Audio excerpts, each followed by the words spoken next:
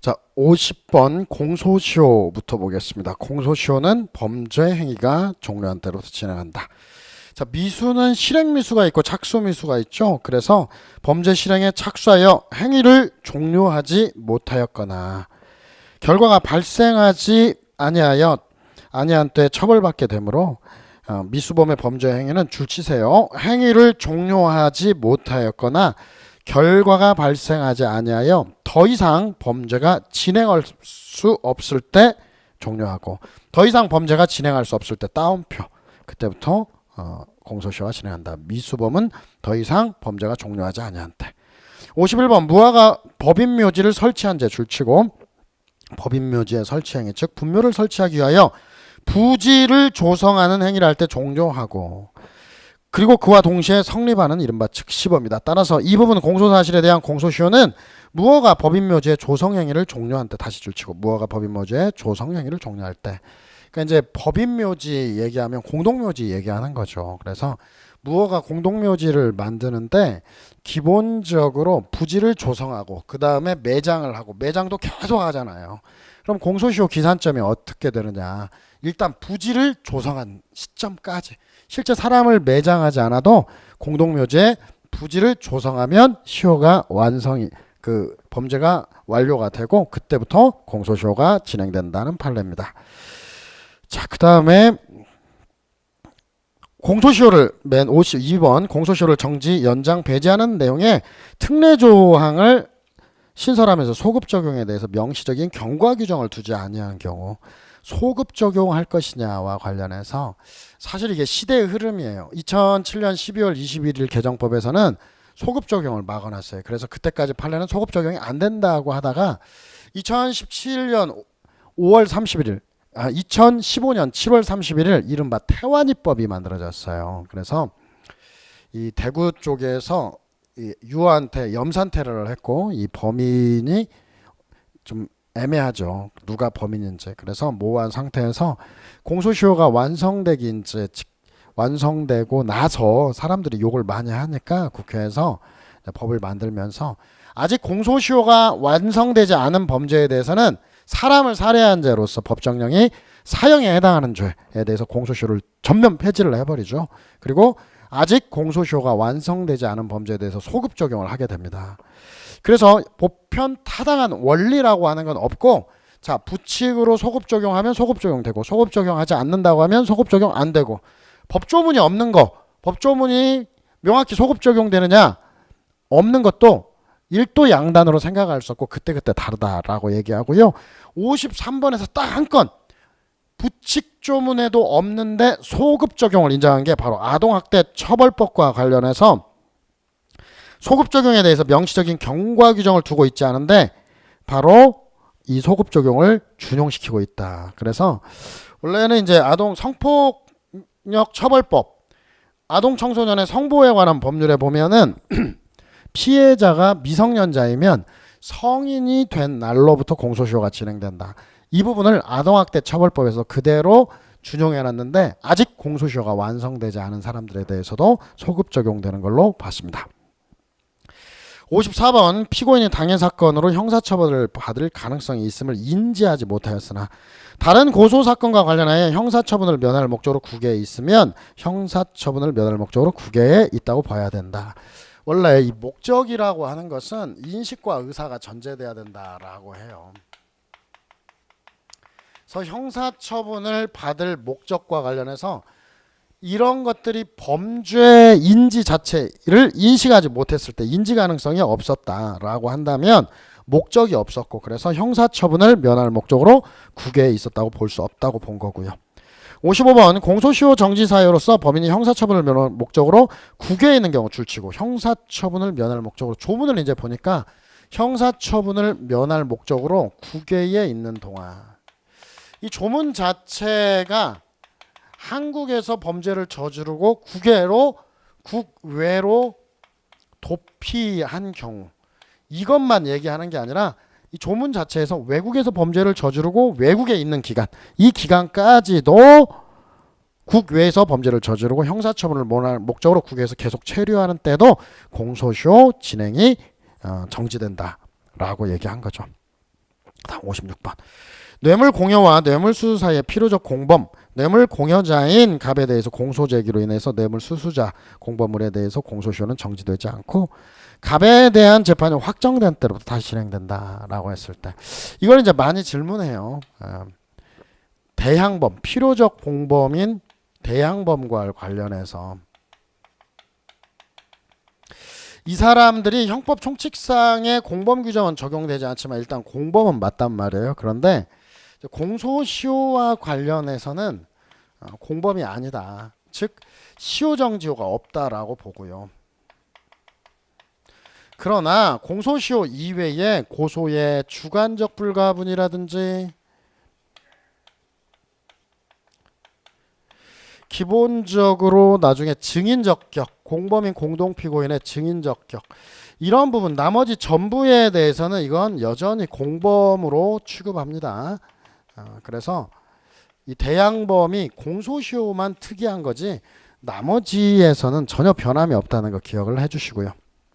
자, 57번 지적장애 2급의 장애인인 피해자의 진술을 토대로 성폭력 범죄 사실에 공소사실의 범죄 일시를 2014년 6월에서 8월 초순 사이 일자 불상경, 자, 특정되었다고 볼 수 있다로 처리하고, 왜냐하면은 원래 이제 일자는 자세히 특정해야 되는 게 원칙이지만 시일이 많이 지나거나 혹은 유아, 정신연령이 아직 성장하지 못한 유아의 경우나 그리고 유아 수준의 지적장애인의 진술을 토대로 하는 경우에는 조금 넓게 유연하게 봐준다. 그래서 2급 장애인인 피해자의 진술을 토대로 성폭력 범죄의 공소사실을 6월에서 8월 초순 사이 일자 불상경, 이 정도로 해도 이 정도로 특정되었다고 봅니다. 자, 58번은 검사가 피고인이 아동인 피해자에게 음란행위를 시키는 등 성적 학대했다 하는데, 이 아동학대 처벌법에는 음란행위를 시킨 것도 구성요건이고 성적 학대를 한 것도 구성요건이에요. 근데 이렇게 만들어놨는데 거기 조문 이런 표현으로 기소했다면 아동에게 음행을 시키는 행위뿐 아니라 성적 학대로 기소한 것으로도 볼 수 있다. 그래서 이 공소사실과 관련해서 명확히 성명 의무를 해야 된다. 하나의 조문만 적용되는 게 아니라 이게 음행을 시켰냐, 성적 학대를 시켰냐, 이 두 가지가 따로따로 기소한 것이냐 아니면 음행만을 기소한 것이냐, 이 부분에 대해서 성명을 통해서 명확히 해야 된다라는 판시입니다. 59번 검사가 공소사실의 일부인 범죄 일람표, 컴퓨터 등 프로그램을 통하여 알아보거나 출력할 수 있는 전자적 형태로 작성한 후 종이문서로 출력하지 않은 채 그 저장 매체 자체를 서면인 공소장에 첨부 제출하였다. 법원은 저장 매체에 저장된 전자적 형태의 문서 부분을 고려함이 없이 서면인 공소장에 기재된 부분만으로 공소사실의 특정 여부를 판단해야 된다. 60번도 구술로 공소장 변경을 신청하면서 일부만 진술하고 나머지는 전자문서로 제출했다. 자, 구술로, 사실 공소장은 반드시 서면이고요.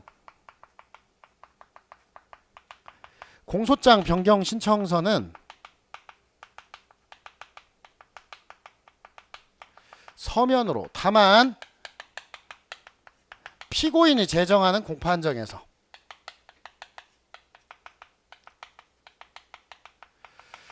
피고인에게 유리하거나 피고인의 동의 시에는 구술로도 이렇게 돼 있어요. 그래서 이렇게 돼 있는데 바로 어떻게 되든 CD 등 전자매체는, 전자문서 같은 경우는 전자매체, 이 부분은 지금 사실 증거로 제출되면 증거조사하는 것도 있고 증거로 제출했을 때 증거 능력에 관한 규정도 다 있는데 아직 공소장과 공소장 변경 신청서에 대해서는 명문 규정이 없다. 그래서 이 부분은 이제 무효가 된다라고 하는 거예요.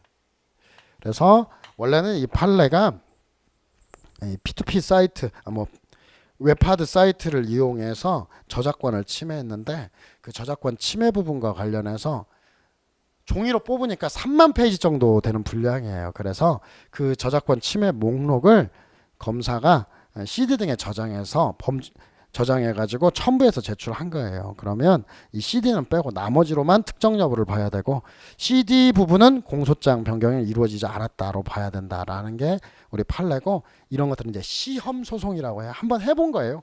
어차피 공소기각 판결 나와봤자 공소장 특정해서 공소 제기하면 그만이거든요. 그래서 아하 한번 해봤더니 안 되는구나 라고 해서 나온 판시입니다.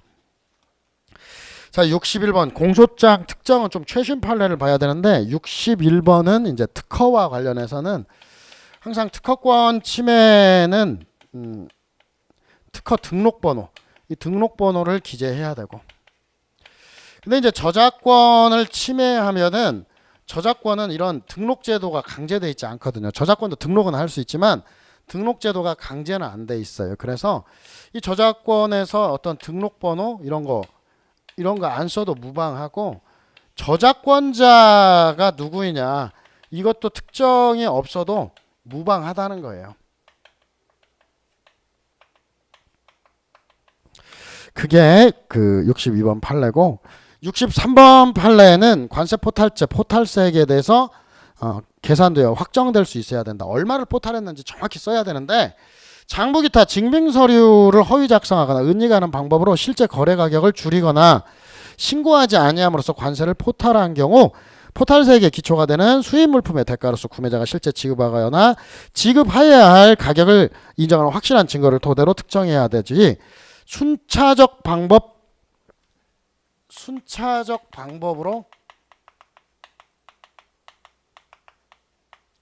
포탈세액을 추정하는 것도 허용된다.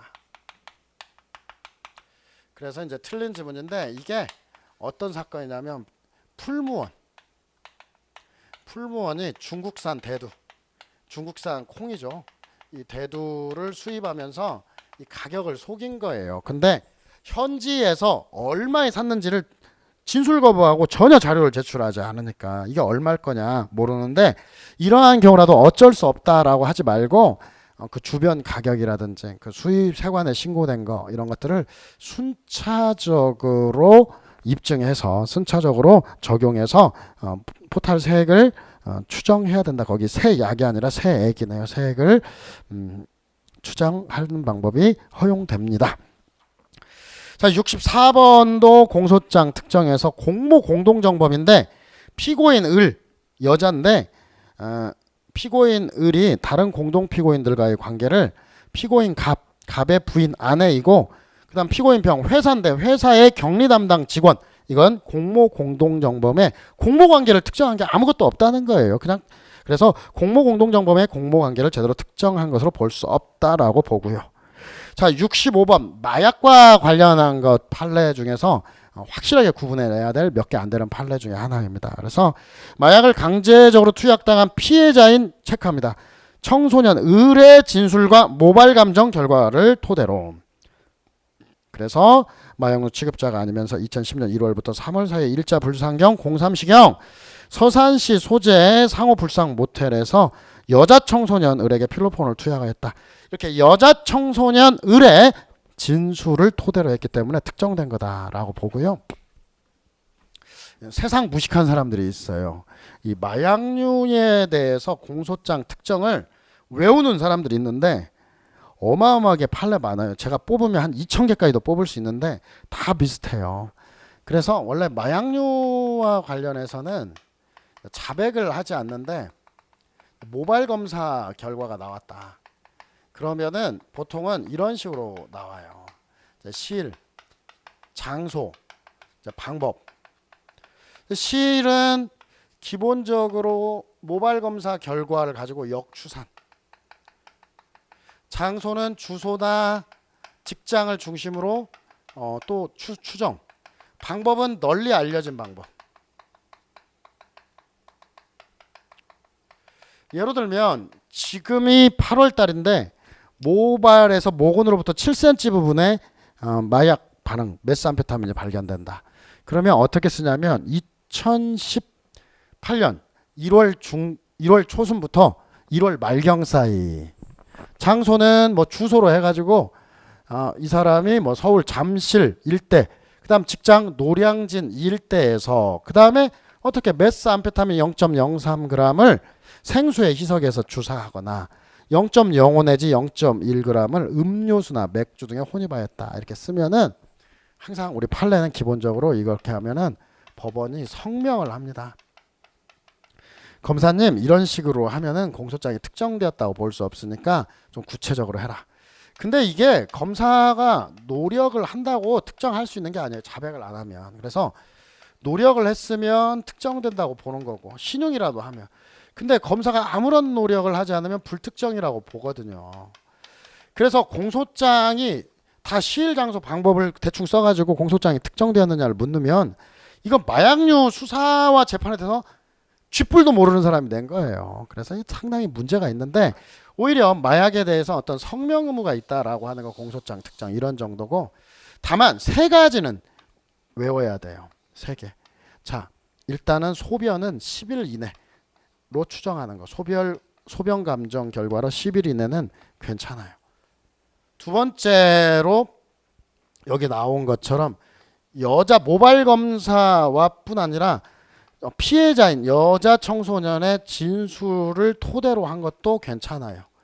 그 다음에 이제 세 번째로는 이런 거. 단지 모발 검사 결과만에 기초하여 별다른 조사도 하지 않은 채 이건 판사들이 열받았다는 거예요. 조사도 하지 않은 채 이렇게 되면 특정이 안 된 거다라고 하는 거. 이 세 가지만 확실하고 나머지는 사실은 운명에 맡기는 수밖에 없는데 다만 한 가지 마약이 애매하게 나오면 일단은 세모 쳐놨다가 요즘에 이제 기억니은 디귿으로 나오니까 세모 쳐놨다가 이것 이외 이런 것들은 세모 쳐놨다가 최종으로 선택을 해야 된다면 불특정으로 가주는 게 좋아요. 왜냐하면 공보에 게재되는 것은 불특정 판례가 좀 더 많거든요. 그래서 이런 식으로 간다. 마약류에 대해서 개요를 설명드렸습니다. 자, 66번 피고인이 집단적인 폭행으로 공공의 안녕질서에 직접적인 위협을 가할 것이 끼칠 것이 명백한 집회와 그 후 계속된 폭력 시위에 참여하였다 줄치겠습니다. 질서 위협 집회 및 시위 참가 체크하고 공소사실과 피고인이 위와 같은 일시 장소에서 금지 통보된 5개 집회를 5개 집회를 주최하였다는 사실. 이 사람이 예전에 백남기 농민 뭐 이렇게 해가지고 그 시위 현장에서 검거가 됩니다. 그래서 처음에는 단순 가담으로 처벌을 받았어요. 나중에 조사를 하고 나서 보니까 이 사람이 주동자예요. 주최자. 근데 주최자라 하더라도 같은 날 같은 시간 같은 장소에서 벌어진 일이고 그 다음에 똑같이 어떤 시위 참가나 주최라든지 규범 요소 또한 특별한 차이가 없다라고 해서 동일성이 인정되고 기판력에 관한 판례예요. 면소 판결한 사례입니다. 기판력이 있고 면소 판결합니다. 동일성이 인정된다. 자, 67번은 그냥 알아두세요. 정범으로 기소된 자를 공소장 변경 없이 간접 정범으로 인정할 수 있습니다. 자, 그 다음에 68번 공소장 변경 없이 이 부분은 아주 유력한 문제예요. 단독범을 공동정범으로 인정할 수 있느냐. 단독범으로 기소된 게 공동정범으로 인정될 수 있느냐. 자, 세모. 자, 실질적 불이익이 없으면 인정된다. 그러나 실질적 불이익이 있으면 인정할 수 없다. 어떤 게 얘냐면 그때그때 다르다는 거예요. 단독범으로 기소된 걸 공동정범으로 인정할 수 있느냐. 자, 실질적 불이익이 없는 경우 예를 들면 사문서 위조는 갑이 혼자 사문서 위조를 하나 을이 혼자 을과 함께 사문서를 위조하냐 형량의 차이가 없어요. 근데 폭행 혼자 폭행한 거하고 둘이 폭행한 거 이것은 갑 을이 공동으로 폭행을 하면 폭처법이 적용돼서 폭처법이 적용 안 되는 경우라 하더라도 형법상 특수폭행으로 돼서 형이 가중됩니다. 이때는 안 된다는 거예요. 그러나 이게 갑이 단독으로 했다가 갑을 함께 했다. 형량 차이가 없거든요. 이건 갑이 했다가 갑을이 함께 했다면 형량이 쑥 올라갑니다. 그래서 이런 경우는 안 된다는 얘기고 69번은 바로 공소장 변경 없이 인정할 수 있다는 거. 판례요. 사회복지법인과 요양원의 사회복지법인과 요양원의 대표인 피고인 여자예요. 2009년부터 2016년까지 국민건강보험공단의 허비로 급여 비용을 청구해서 요양원에서 사람도 들어오지도 않았는데 허위로 이름 작성해서 요양급여를 탔다 이거예요. 25억 원을 편취한 범죄 사실로 기소되었다. 그런데 피고인이 요양원의 원장인 피고인 남편이 사망한 2014년 11월까지는 A와 함께 실질적으로 운영하면서 피해자의 공단을 상대로 사기 범행을 저질렀고 그 후에는 단독으로 사기 범행을 저질렀다고 판단해서 원래는 이제 단독범으로 기소했는데 이 여자가 남편이 다 한 거다 나는 모른다 얘기했는데 남편과의 공동정범을 인정해도 무방하다. 이것은 사기도 마찬가지 혼자 사기를 치느냐 공동으로 사기를 쳤느냐에 따라서 형량 차이가 없기 때문에 공소장 변경 없이 인정할 수 있다고 봤고요. 바로 70번과 71번도 하나의 판례인데 축소사실 심판 의무. 원래 공소장 변경 없이 축소사실을 심판할 수 있느냐 원래는 재량이에요. 근데 우리 판례는 사안이 중대하고 피고인의 방어권 행사에 실질적 불이익이었고 그 다음에 무죄 방면 시 현저히 정의와 형평에 반하는 예외적인 경우라면 심판 의무가 있다라고 하는데 그게 보통 책에 정리되어 있어. 한 10개 정도 정리되어 있는데 이게 하나가 새로 추가된 거예요. 바로 기소된 공소사실 재산상 피해자와 공소장에 기재된 피해자가 다른 것임이 판명될 때 동일성을 해하지 않고 방어권 행사에 실질적 불이익을 주지 않는 한 공소장 변경 없이도 직권으로 유죄를 인정하여야 한다라고 봤어요. 그리고 그의 구체적인 판례 피고인이 피해자 갑에게 이 갑의 부동산인데 피고인이 등기 서류를 위조해가지고 저당권을 설정해놓고 담보를 잡아놓고 나중에 돈을 못 갚았다고 해서 경매를 신청해요. 이 경매를 신청을 해서 누가 돈을 샀냐라고 하게 되면 이제 을이 경매로 해서 낙찰을 받고 대금을 납입합니다. 이 대금 납입은 피고인한테 가요. 자, 여기서 피해자가 누구냐? 피해자는 을이라는 거예요. 형법에서도 나오게 될 건데 이유는 뭐냐면 등기 서류를 위조해서 경매를 하게 되면 이게 원인 무효이고 그냥 원인 무효임이 밝혀지면 그냥 갑 등기로 환원됩니다. 그러니까 갑은 아무런 피해자가 아니고 피해자는 돈만 내고 등기를 못 얻은 을이라는 거죠. 그래서 을의 피해자고 법원은 을로 바로잡아 인정하여야 한다라고 판시하였습니다. 자, 72번 간단한 판례입니다. 165조 A 피고인 등과 대면하여 진술하면 심리적 부담으로 정신의 평온을 현저하게 잃을 우려가 있다고 인정된 사람 증인 신문 시 차폐 시설을 할 수 있잖아요. 이 차폐 시설인데 형사소송 규칙에 보면은 피고인과의 차폐만 나왔고 그러나 형사소송법에 보면 피고인 등과 차폐.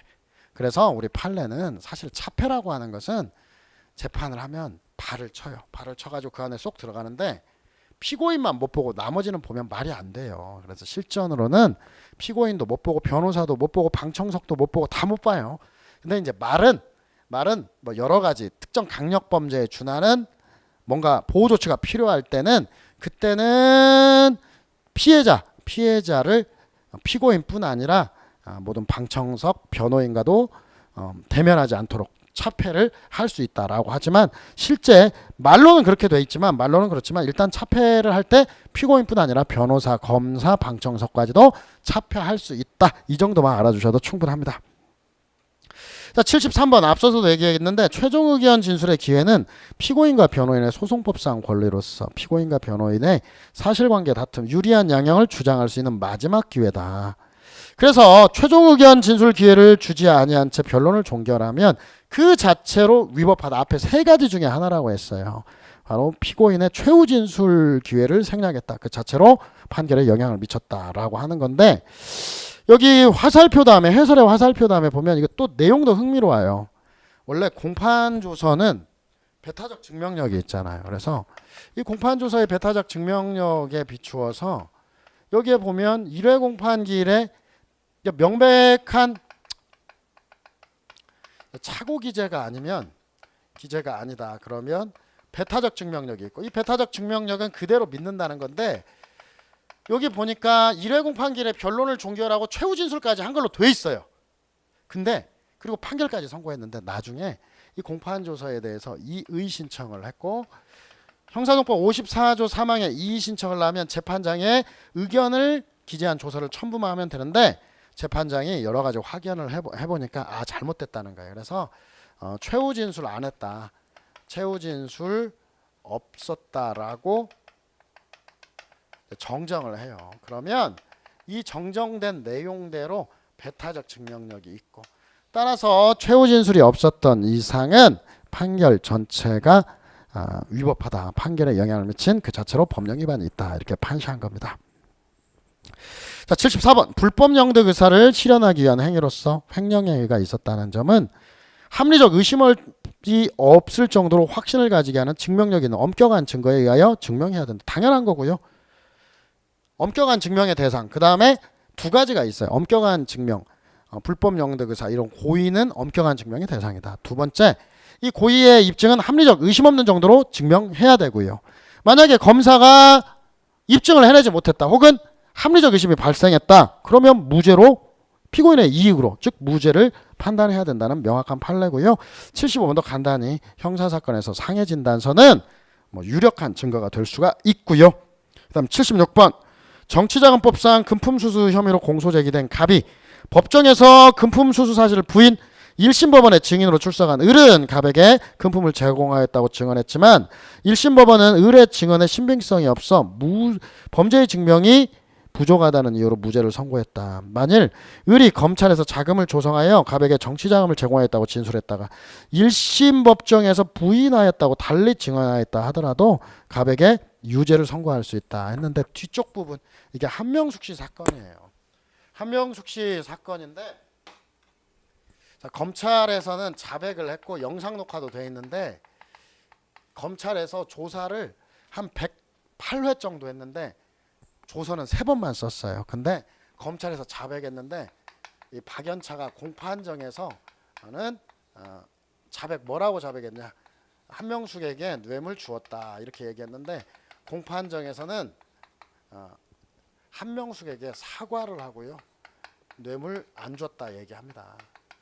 죄송합니다. 제가 검사의 신문에 대해서 좀 너무 많이 심적 고통이 있었고 여러 가지에서 이런 실수를 저질렀습니다. 일어서 가지고 눈물을 흘리면서 죄송하다라고 인사를 해요. 근데 이 공판정의 부인 진술 우리 판례는 다른 증거, 다른 유력한 증거가 없어도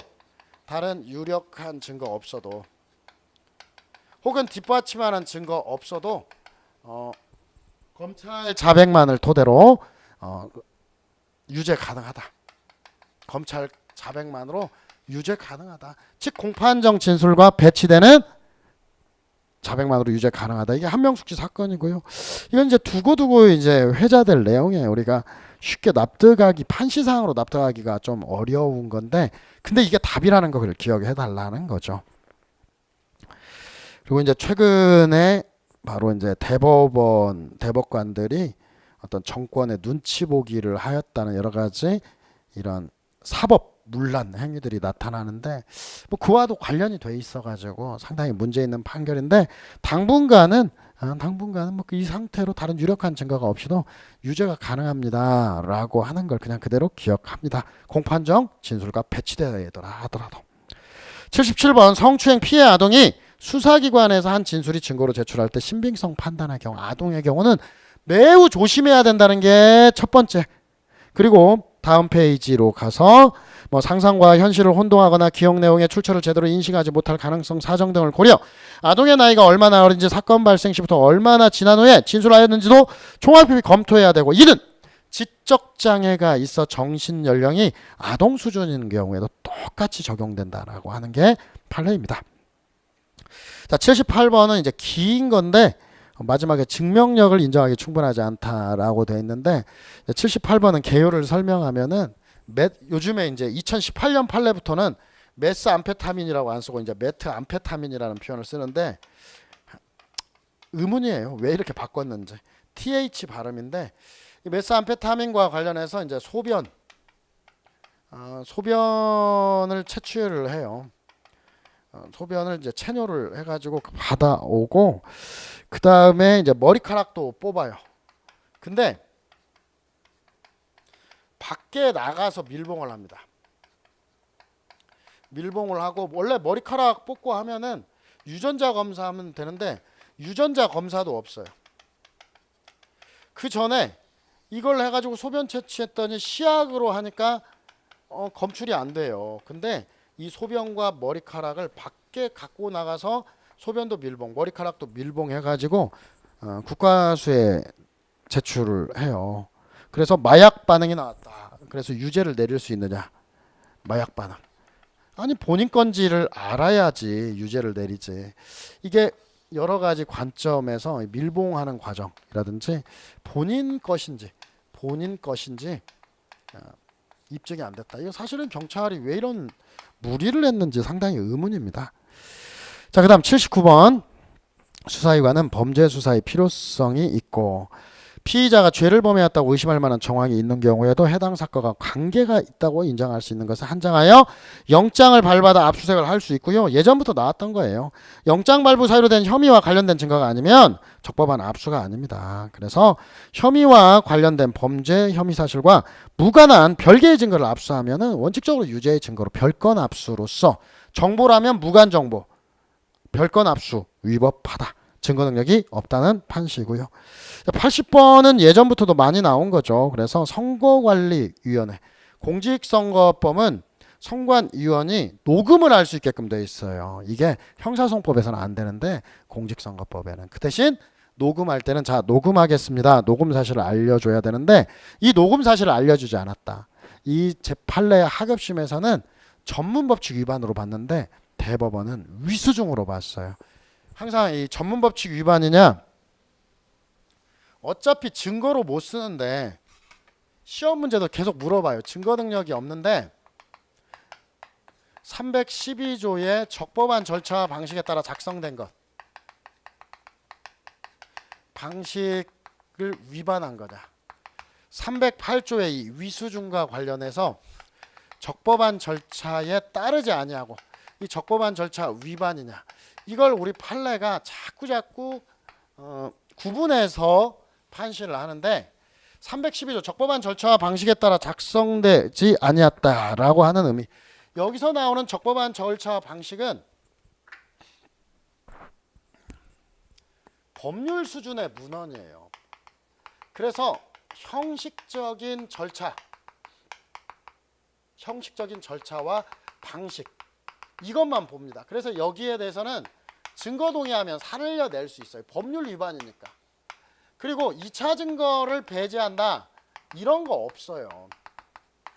반면에 308조의 2의 적법 절차는 헌법 12조 1항의 적법 절차이고 이의경량을 통해서 중대 위법만 적법 절차의 본질을 침해하는 중대 위법만을 배제합니다. 그래서 이것은 기본적으로 몇 가지 예외를 빼고는 증거 동의가 안 되고 독수과실지로는 2차 증거도 배제돼요. 그러면 어느 게 더 강력해요? 위수중이 훨씬 강력합니다. 그래서 실제로 이제 우리가 재판 실무에서 증거의 95% 정도는 증거 동의를 받아요. 그래서 다 문제되는 판례들이 전문법칙 위반이냐 위수중이냐 다 따진 것은 증거 동의한 사안들이에요. 그래서 선거관리위원이 녹음 사실을 알리지 않고 녹음했다. 전문법칙 위반이라고 하면 증거 동의했기 때문에 살아나는 거예요. 그러나 위수중이라고 하면 증거 동의해도 증거 능력이 여전히 없고 그에 연이어서 파생된 2차 증거까지 배제돼요. 우리 판례는 위수중으로 봤다라고 하는 거 기억해 주시고요.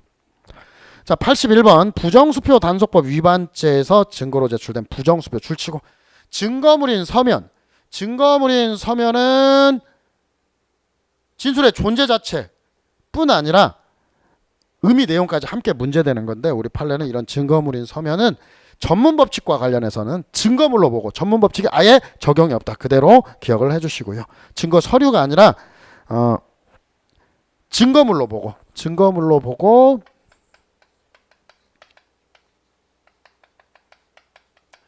증거 능력과 관련해서는 증거물로 보고 전문법칙이 아초에 적용되지 않는다. 그러니까 비진술 증거로 봐가지고 그냥 증거로 쓴다. 이렇게 얘기를 하죠. 자, 그다음 82번 조사관 또는 조사에 참여한 통역인 등의 증언은 어떤 검사 작성, 피신 조서, 실질적 진정 성립을 증명할 수 있는 수단이 됩니다. 이렇게 써 있고 수단으로서 312조 2항 영상 녹화함을 그 밖의 객관적 방법에 해당한다라고 돼 있는데 뭐 312조 2항이라든지 312조 4항 이때 영상 녹화함을 그 밖에 준하는 사유로 그 밖에 준하는 어떤 객관적 방법으로 대체 증명할 수 있는데 이 대체 증명 장치에서 영상 녹화물 이외에 아직까지 인정 사례가 없어요. 아직 인정 사례가 없다. 뭐 조사자 증언, 조사 참여자의 증언 할 것 없이 나아가 영상 녹화물 이외에는 현재까지는 없어요. 나중에 영상 녹화물 그 밖에 객관적 방법으로 나중에 뭐가 나올 건데 이런 조사 참여자들의 증언들은 영상 녹화물에 준하는 정도의 객관적 담보 장치가 없기 때문에 이로 볼 수 없다라고 얘기한 게 판례의 취지고요. 자, 83번 피고인 아닌 자가 수사 과정에서 진술서를 작성했지만 수사관이 그에 대한 조사 과정을 기록하지 않았다라고 얘기하면 특별한 사정이 없는 한 적법한 절차와 방식에 따라 진술서가 작성됐다고 할 수 없으므로 증거 능력을 인정할 수 없다. 이것도 꽤 자주 나오는 판례니까 여기서 수록은 했지만 당연히 아는 거죠. 그래서 원래 수사 과정에서 작성한 진술서는 312조 1항에서 사항을 준용한다. 그러면 일반적인 진술서 적법한 절차와 방식에 따른 조서는 아니에요. 근데 이건 좀 유연하게 생각을 하고 다만 조서 작성 절차, 신문 절차의 적법성을 포함하는데 어떤 피해자 등, 즉 피고인 아닌 자, 피의자 아닌 자, 참고인의 조사 과정에서도 바로 수사과정 기록제도가 244조의 4 3항에서 적용되거든요. 따라서 수사과정을 기록하지 않았다. 수사과정 기록제도를 위반했다. 적법한 절차와 방식에 따른 조서로 볼 수 없어 증거 능력을 인정할 수 없다라고 얘기합니다. 다음 84번과 관련해서 우리가 이 314조 여기 뭐 전부 다 정리하지 않았어요. 이 특강의 취지상 특강은 여러분들이 공부를 어느 정도 해 있고 그다음 마무리하는 과정에서 최신 판례 이런 것들이 유력하기 때문에 이 부분을 조금 더 신경 써서 보자는 의미예요. 그렇기 때문에 정리는 안 했는데 314조 판례, 315조 판례 다 박스나 이런 걸로 정리되어 있어요. 이 정리하는 거 허탈하게 314조나 315조로 그냥 쭉 나오고 끝내버립니다. 특히나 이번에는 315조가 아주 유력합니다. 판례들이 몇 개 나와서요. 자, 먼저 314조와 관련해서 진술을 요하는 자가 외국에 거주하고 있다. 공판정에서 출석을 거부할 수 없는 사정을 밝히고 있다.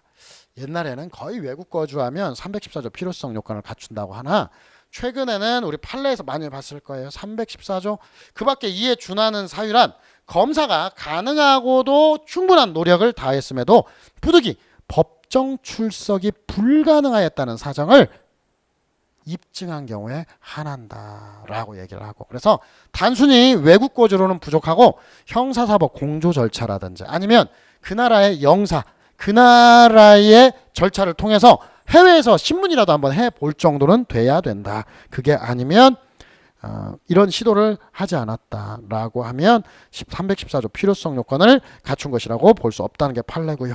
자, 85번 314조 314조하고 316조 2항은 해석론이 거의 같아요. 여기는 서류고 여기는 진술인데 그래서 조문 내용도 똑같고 여기서 이제 특신 상태 같은 경우 통상적으로 특신 상태의 증명 자유로운 증명으로 족하지만 검사가 입증해야 되고 이런 증명이라고 하는 것은 어디든지 간에 합리적 의심 없는 전제로 증명 이루어야 되고요. 나아가 이러한 특신상태 이론은 316조 2항과 똑같다. 이게 영미법에서 온 전형적인 영미법상 전문법칙 예외조문이기 때문에 그렇습니다.